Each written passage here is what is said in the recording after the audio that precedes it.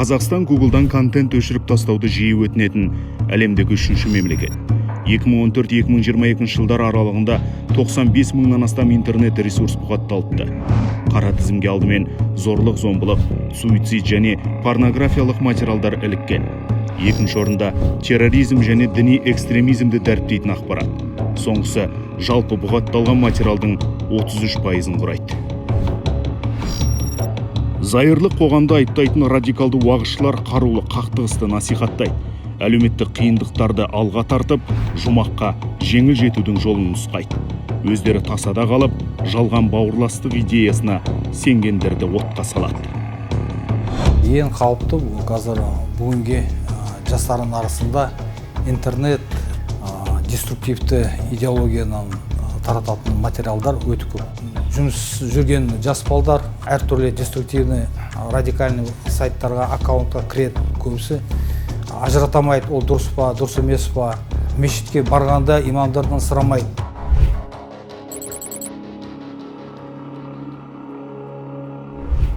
Тура жолдан тайғандардың бірі еркін. Нәпақасын табу үшін сауда жасайды.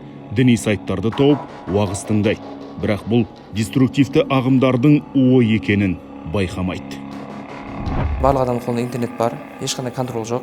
Убайдуллах Шоши, Хамид Жазрави, Тахир Юлдаш сахабаларын тарих айтқан кезде соғыс жайлы көп айтады. Сақалды олар сияқты ұзын қоймасаңыз, күнә арсын дейтін сияқты сондай айтуға селді. Убайдуллах Шоши мен Холид Жазрави этникалық өзбектер. Діни білім алмаған, Даиш террорлық ұйымының медиа белсенділері. Ал Тахир Юлдаш Өзбекстан ислам қозғалысының негізін қалаған лаңкес. 90 жылдардың басында Ферғана аймағын ойрандамақ болды. Бірақ сол кездегі мемлекет басшысы Ислам Кәрімовтің бұйрығымен күштік құрылымдар террористердің тасталқанын шығарды. Жан ұшыра қашқан Тахир мен өзге содырлар Ауғанстанда бой тасалайды. Қаңғыған оқ түбіне жетті. Тахирдан кейін тізгін ұстар талай террорист шықты. Аттары өзгергенмен заттар сол. Демек, жаһандық терроризмге қарсы алпауыттар күш біріктірмей, адам арбау процесі жалғаса бермек. Сәләфи ағымда жүрген кісілер адамдармен грубо сөйлеседі, намаз оқымайды, ол адам тозаққа түседі дейді. Оларда сол сияқты түсініктер болғаннан кейін мұсылмандардың ортасын кәдімгі ажыратып жатқан сияқты ғой. Сайрам тұрғын алабында 40 мыңнан аса халық бар. Дені өзбек ұлтының өкілі. Бұнда демографиялық өсім жоғары. Этностың менталитетіне байланысты балалар ата-анасынан алыстамайды. Саудамен айналысады, дінге жақын. Арасында еркін сияқты өзбек тілді радикалды идеологтарға ұрынғандары бар. Интернет пайдаланушылар саны өскен сайын адамның назарына әрі уақытына талас күшейді. Аудиторияның назарын аударту, назарды ұстап тұру, назардан пайда табу бүгінгі бизнестің басты талабы. Деструктивті ұйымдарда соңғы трендтерді пайдаланып, жақтас жинайды. Ғылыми тұрғыда анықтамасында радикалдық қадамдар бұл ең соңғы қадам. Сирияға аттанған отандастарымыздың көбісі осы өкінішке орай өтірік жалған видеоларға алданған.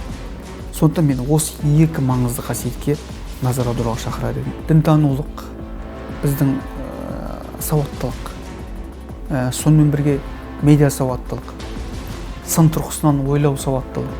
Бұның бәрі адамның бойындағы кешенді қорғаныс құралы.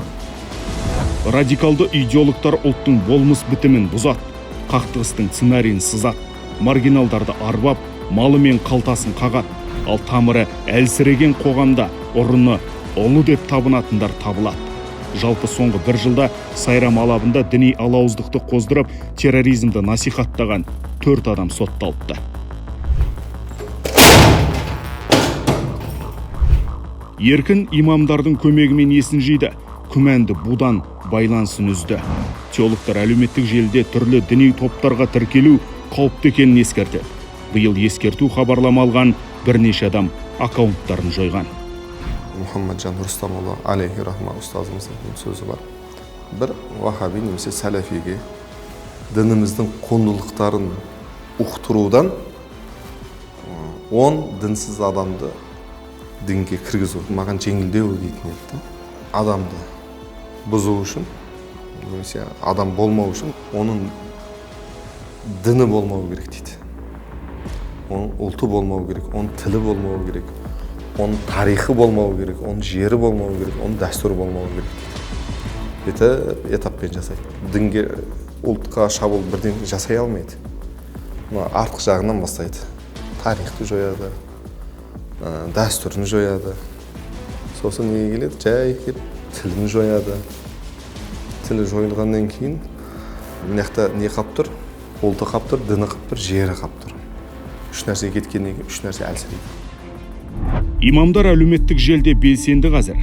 Ақсақалдар мен дәстүрді дәріптеп, тентекті тезге бірге салуда.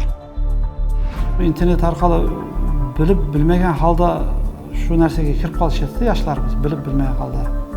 Даже вағыздың манасын ем білішмейді керек болса. Өздерге яқшы деп ойлап, достыға юварияты, оңға юварияты, бұңға юварияты, мәлімше шуны бұлар әдәшіп қалышы еді.